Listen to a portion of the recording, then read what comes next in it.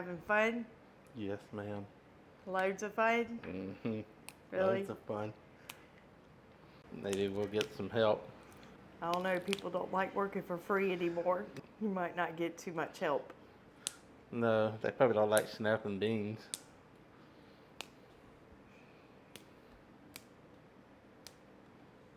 Hubby and I went to our local farmer's market yesterday, picked up a whole basket full of peaches. We also picked up a big bushel of green beans at our farmer's market as well.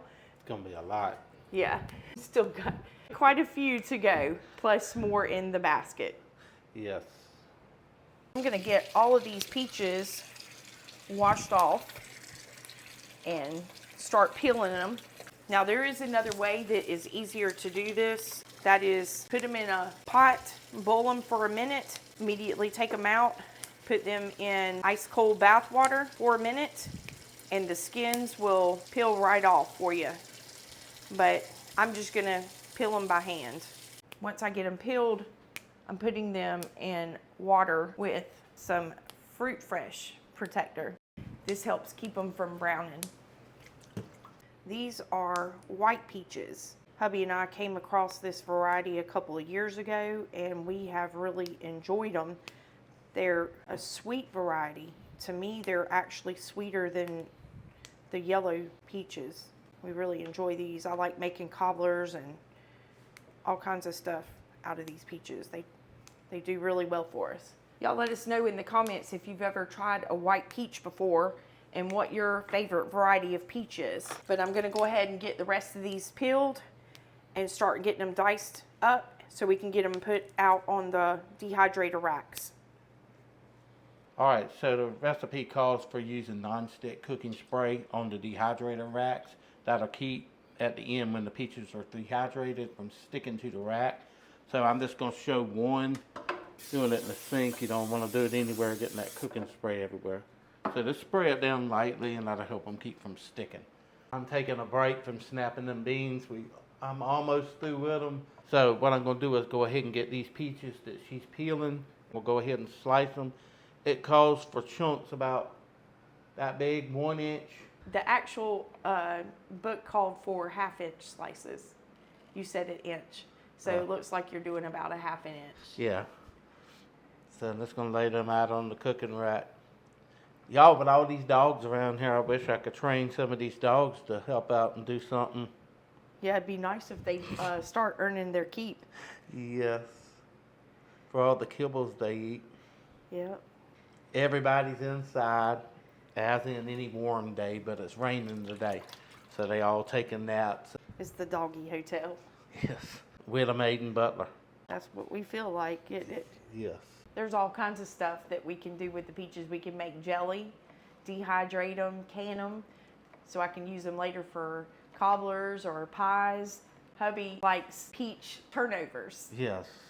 So I might try my hand at that and see if I can make him some homemade peach turnovers, y'all. That's an idea you just said, though. We hadn't made some peach preserves. No, I haven't done that. I love peach preserves. Mm-hmm. He came home one day and he was like, you know what? I bet there's a recipe out there somewhere for peach bread. Mm-hmm. And so I looked it up and sure enough, there was. So I ended up making peach bread and fig bread last year. Yes. They both turned out really, really good. Yes. So anyway, hubby enjoyed both of them and I sure did because I love homemade bread anyway.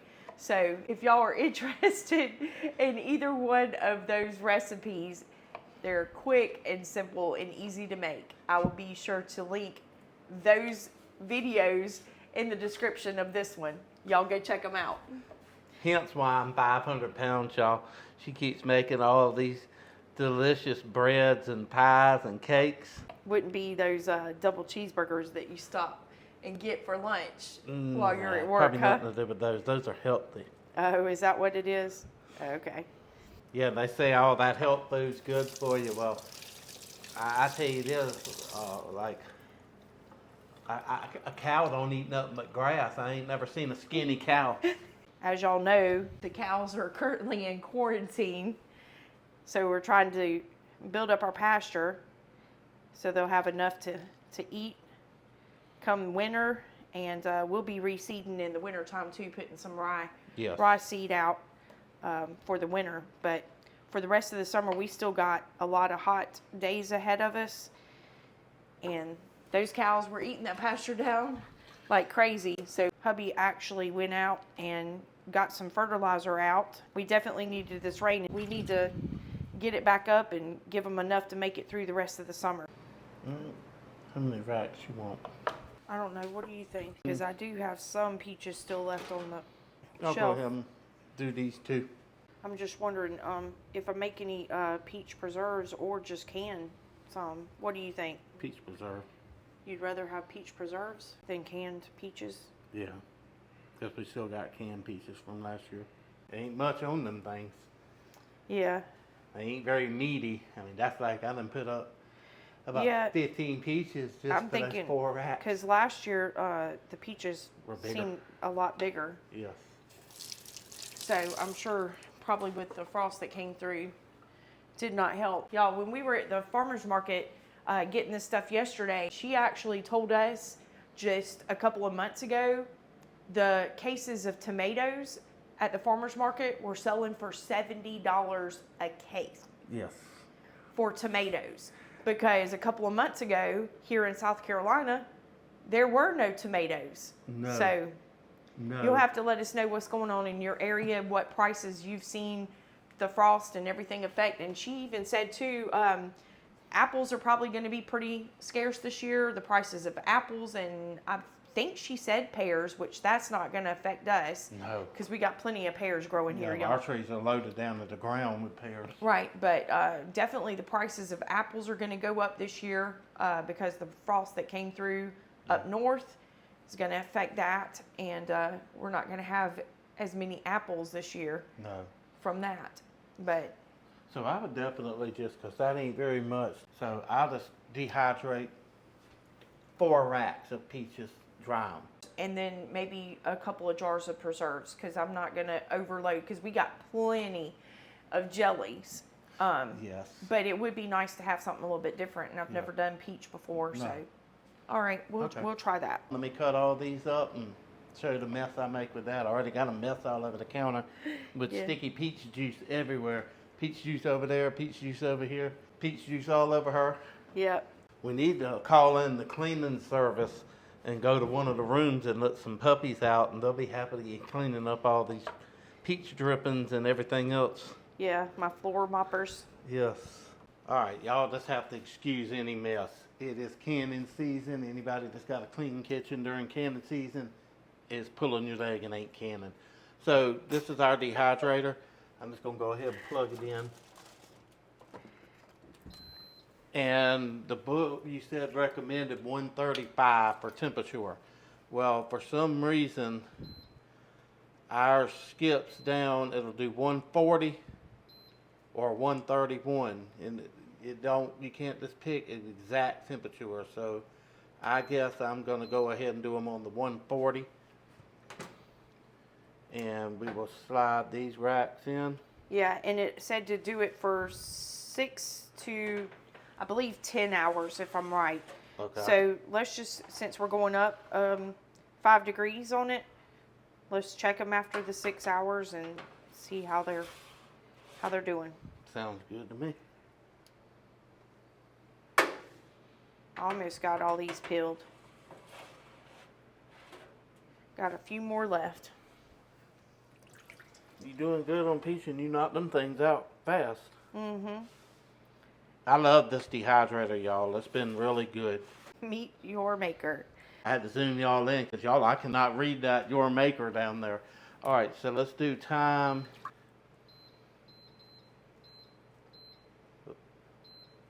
All right. All right, so there it goes. 6 hours at 140. But everything we dehydrated in it thus far has worked really good. We've done some herbs. We've done tomatoes. We've done... Have we actually dried any meat in it yet? I can't remember. Did I do any beef jerky? I thought I made beef jerky. Seems like you did. I can't remember because we've had it for a little while now. Yeah. I think I may have dried some beef jerky in it. I can't remember. I know you have dehydrated beef jerky before Yeah. on our other dehydrators that we have. We also have like the round. Yeah, the round brown one, the old plastic one, and it worked out really good. But nothing like this thing. You can actually control the temperature of the oven. You could not. You had to sit there and open a little dial on the top and guesstimate what the humidity and everything in it was. This one does all that for you. Very nice. The other one was just kind of a guessing game. I do know I made some. I tried some other fruit. I just can't remember what. I think it we've was. done bananas, Yeah, bananas and pineapple. pineapple. Everything turned out really good. The kids loved it. Yeah. Yeah, so first time trying peaches in it though. Well, I gotta say, y'all, just a funny joke. Our pigs are gonna be eating almost as good as McAry's pigs today. Y'all have got to go check out McAry Farms. They are some really good friends of us. They are in Wahoo, Nebraska. We've told y'all about them before, but any of you that are new here, definitely go check them out. 5-generation farm, and they are big time now. I'm telling you, big time.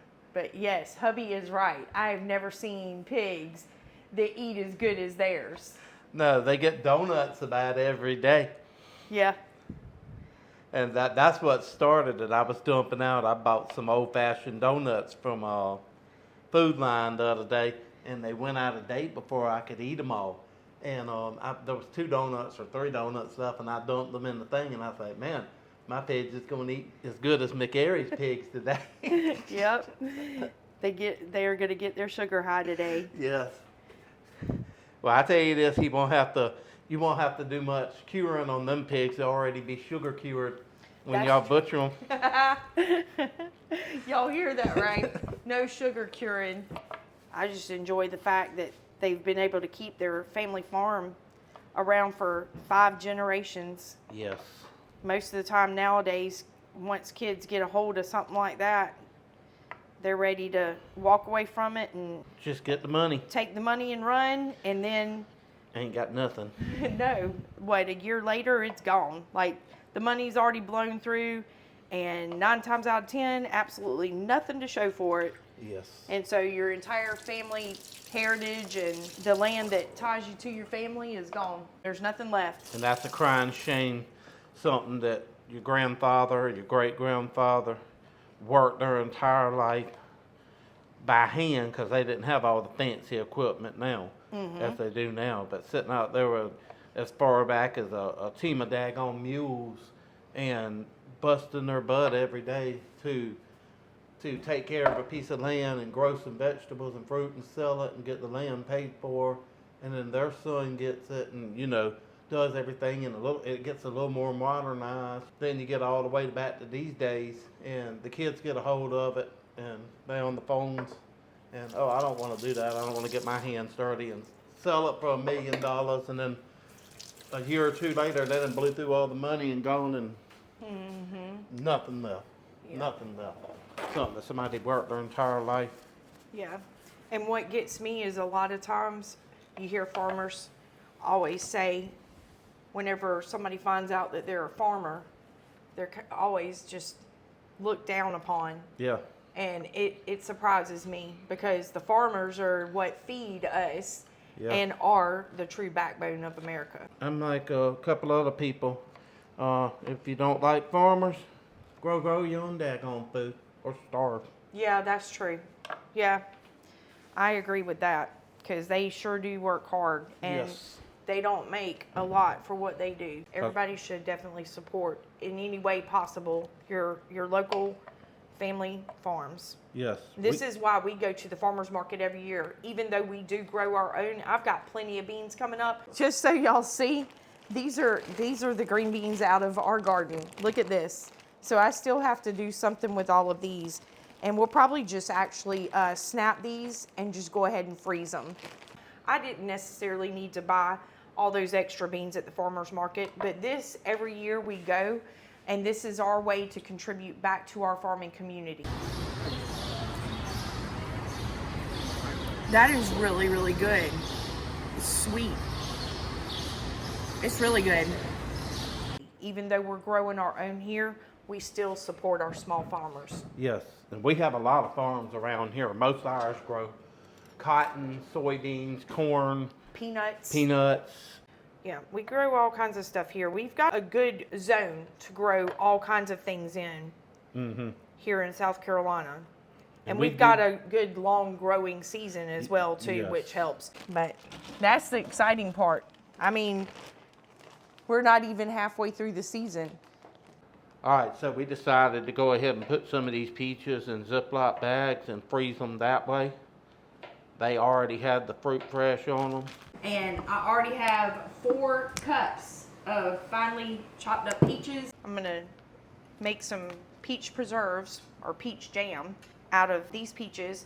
We've got some peaches on the shelf that I've canned prior, and that should be good for us. So this is gonna be a good way for us to have peaches all the way around. Frozen, preserves, dehydrated, And canned. and canned. Heck, I even remember a favorite thing. You probably don't remember this, honey. But slicing up peaches and putting it in a bowl of milk and some sugar on it. Oh, I remember that. So this will be good for us to have these frozen peaches put up so we can utilize them for pretty much anything we want to. Yeah, that's true. Another good thing with the frozen peaches, if we decide to make some homemade ice cream, you can have peach ice cream. That is true. That's what my grandmama used to do. She had, I remember still sitting right out there on the little cement wall, and me and my cousins taking turns hand turning, me, my sister, and my 2 cousins. Hand turning that crank on the ice cream Yes. maker. Yeah. And we were so happy when my granddaddy bought the little kit to go on it that had a motor. Yes. And y'all, that makes the best ice cream. I don't care what anybody says. They got all these new nifty ways of, making ice cream and things like that. But I'm telling you, just doing it the old school way, Yeah. it still is the best. It may take a little bit longer, but it always seems to be the best. Yes. I remember with the raw eggs in the milk. Or cream. Yeah. Just a little bit of extra time and effort into something, and that's all it takes. I mean, I'll tell you, can't beat it. Can't beat the old-fashioned way. No. Sometimes you have to look at things and see that you cannot build a better mousetrap. I use that expression on everything from a TV to anything. That's a true. refrigerator. You cannot build what our ancestors built. The refrigerators lasted for 50-something years or more. Yeah. And now the refrigerators, you're lucky to get 4, 5, 6 years out of them. TVs are the same way. TVs, we still got the old tube TVs in the basement that were my grandparents, and one that we had up in the cabin in the mountains, and still works. Don't get no signal because they done changed it from analog to digital. But TV still works fine. But it's all become a money racket now. Everybody's got to have the newest invention and the more convenience. Well, I think eventually all this convenience is going to end up getting us in trouble one day. Oh yeah. I'm putting a tablet of zinc in each jar. This is just vitamin zinc that you buy off the shelf. And what this does is helps these green beans keep their color and actually absorb this zinc, which is a good vitamin supplement for us that we can get in our food when we go to eat it. So anyway, just a little quick trick that I learned from one of y'all. So y'all keep sending us all your ways of doing things because we learn so much from each other. This is a lot of work, y'all. This Yes. is a lot of work. And what y'all ain't seen, we've actually been at this. I've been snapping these peas pretty much steadily since about 10:30. About 10:30 this morning, and it's now 4:26. Yeah. Yep. And I'm sure a lot of people wonder why in the world if it takes this long and is this much work involved, why do it? I can answer that because you take a jar full of the peas that she canned, and you take a can off the shelf at the grocery store, and you'll spit the ones out at the grocery store. These are. Well, here's another thing too. I don't know if y'all have noticed too. You know, we're in shrinkflation, of course, and paying more money for it. But you go to the store and you buy a can of green beans, and you open that can and pour it in your saucepan, and you see how many beans you actually get out of that can versus this little small jar right here, this pint-sized jar. I can stuff this with green beans. So therefore, whenever I pull my jar off the shelf, there's less money in this jar than what there is if I buy a can at the grocery store. And when I dump this jar in my pan to cook us a mess of green beans, we're actually going to have green beans in the pan. She's not joking on that one, y'all. I could go get the cans and open them up. One of hers will feed me and her. I have to open 3 cans to 4 Sometimes cans, 4 cans just for me and her to have enough string beans to eat, because the cans are like 40% something full of water, nothing but water. Yeah. And you don't get no green beans. And they are actually the ones I've been getting lately. They're terrible. They got more stems on them. They look like, they don't even look like they've done nothing but just snap the things. I mean, the whole stems, pieces of vine. I opened one can up one time and it had 2 whole leaves in it. So. Yeah. So I know what's going in our food here. Yes. And I'm willing to put in the extra time and effort to get what we're putting into it. Yes. And once we eat it, that's where the reward comes from, y'all. Because there's nothing like doing it yourself, and it still has that freshness of the day it was picked in the garden. Yes. It holds the freshness. Yes. Another good thing I was going to tell y'all, we like going to our local farmers market for, because whenever we buy stuff, we get these nice plastic baskets. Yes. They're not the old ones made out of split pieces of wood. They're actually good little baskets that we can use to go up in our garden and get our vegetables. So they're nice plastic. Yeah, and hubby's also found another use for these baskets as well, because I was looking for mine the other day. And he says they make good storage for his tools. So for all you fellas out there, go to your farmer's market, get you a nice little basket and store your tools. Yes. Or you can use it to pick your harvest in your garden. Well, what started that, y'all, she actually was gathering up all my doodads all over the house. I leave a tape measure here, a screwdriver here, whatever. And she took the basket, walked around the house, and picked up all my tools. And like any guy, of course, I didn't take it over to the shed, because it sat on the porch for a week, and I didn't just take it over to the shed and put my stuff where it goes. I took it over there, opened the door, sat the basket inside the shed, and just go through it later. Yes. And then she was looking for a basket.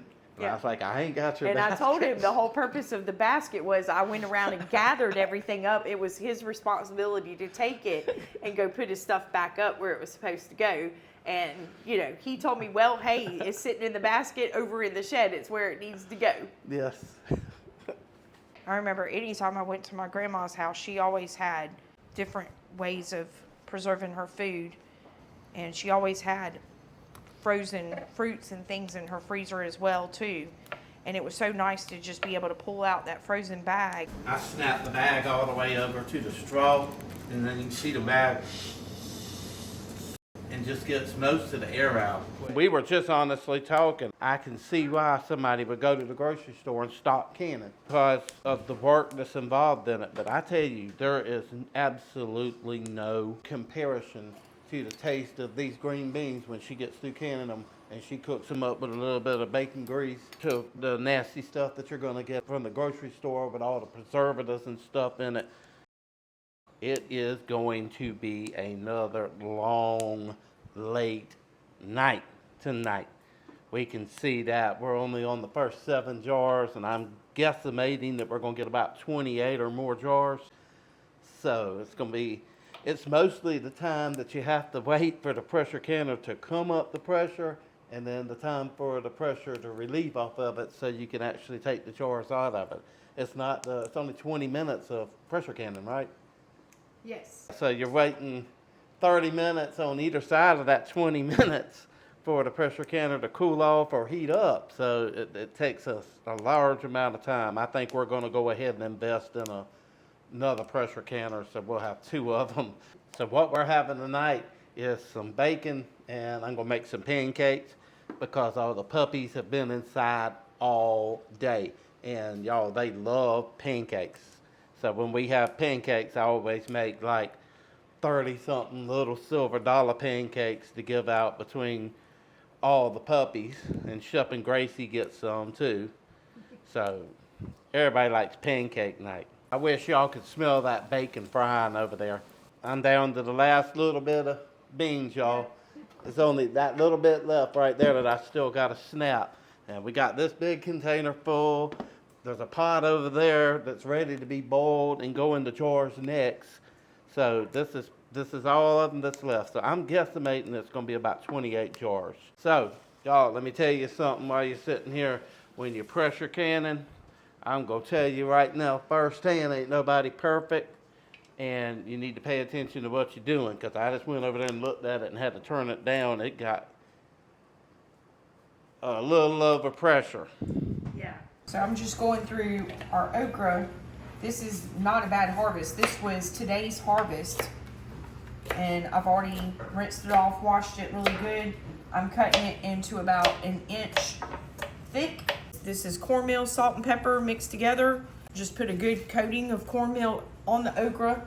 I'm gonna lay it out on my cookie sheet. It's lined with parchment paper. Flash freeze it overnight.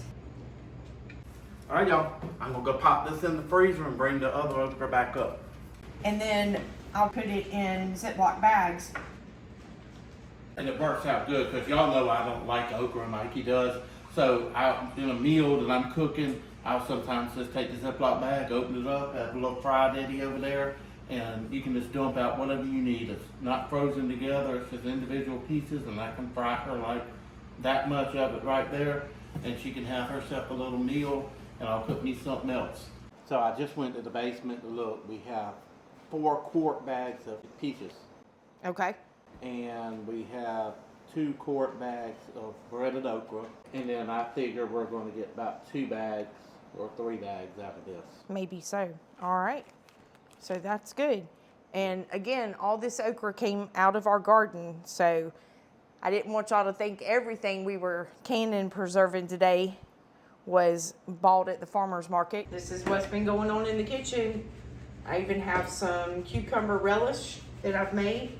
I got 2, 3, 4, 5, and almost a full jar in the refrigerator. So I almost got 6 complete jars. The last one wasn't quite full. A lot of stuff that would have been going to waste in our garden got put into this cucumber relish. If you're ever wondering what to do with oversized cucumbers that get missed in the garden, and as y'all know, hubby and I have been out of the garden for a while whenever his father passed away, so things kind of got a little bit big size on us. But this is what I used to make all this cucumber relish with, and the big cucumbers are what really make this good, y'all. So if you want the recipe for cucumber relish, it turned out excellent.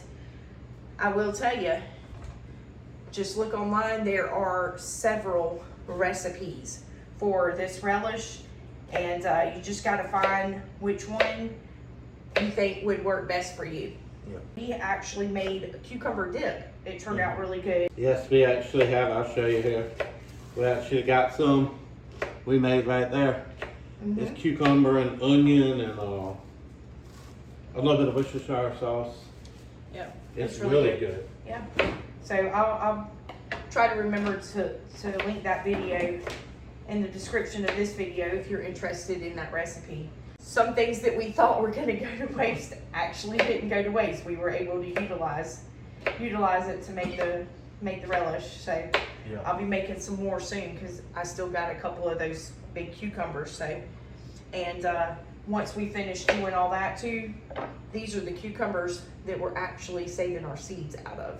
Trucking along here. Yeah, trucking along and taking everything every day out the garden and doing something with it. Are you trying to get a treat? She might hit that. You gonna eat frozen okra? Gracie said, that might be kind of good. She's going for the others. Only Grace. She likes to eat. Look how big she's getting. Standing next to hubby. She's getting to be a big girl. So all in all, I think that we had a pretty productive day around here. I can't wait to show y'all how many jars we canned up and what we actually got accomplished today. Well, it's the next morning. It was definitely a late night last night, but we sure did get a lot accomplished. And this morning, hubby is already out at work on our meat cooler, and I am bagging up all of our peaches that we dehydrated. They look so good, and look how easy they're coming off this tray.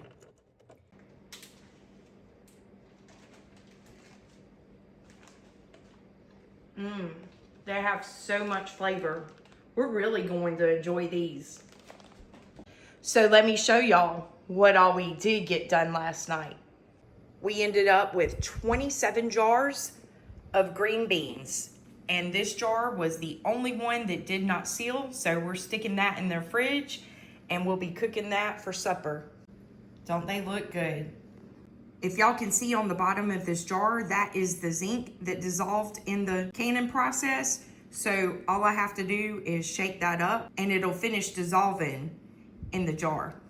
Not only did we can some string beans, we also have 4 bags of frozen green beans as well.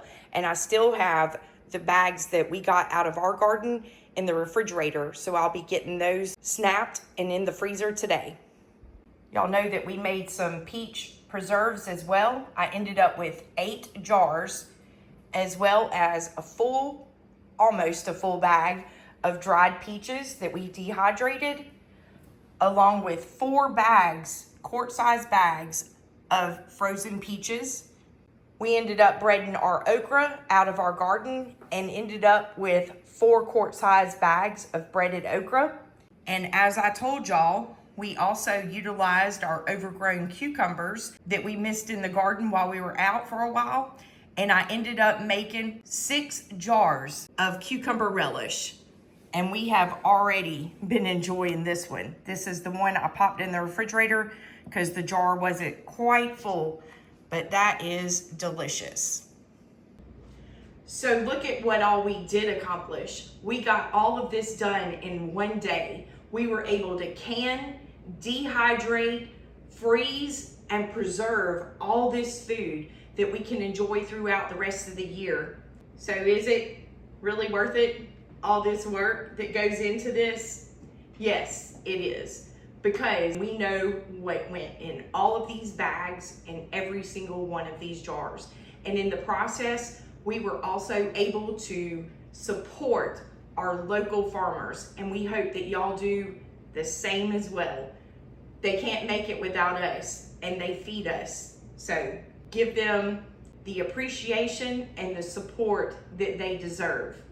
So y'all, it looks like I'm gonna be closing out this video today. Like I said, hubby is already outside, hard at work on our DIY meat cooler so we can get our pigs processed this fall. If you're interested in watching those videos from start to our progress where we are now, I'll be sure to link those videos in the description of this video.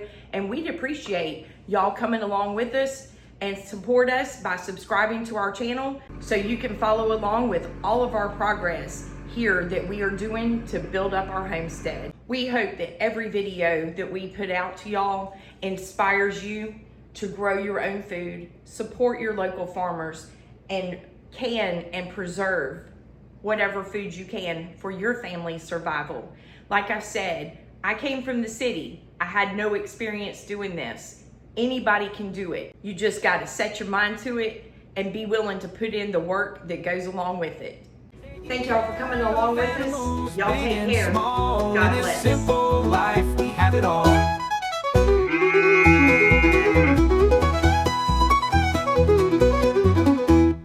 Y'all come back and see us soon.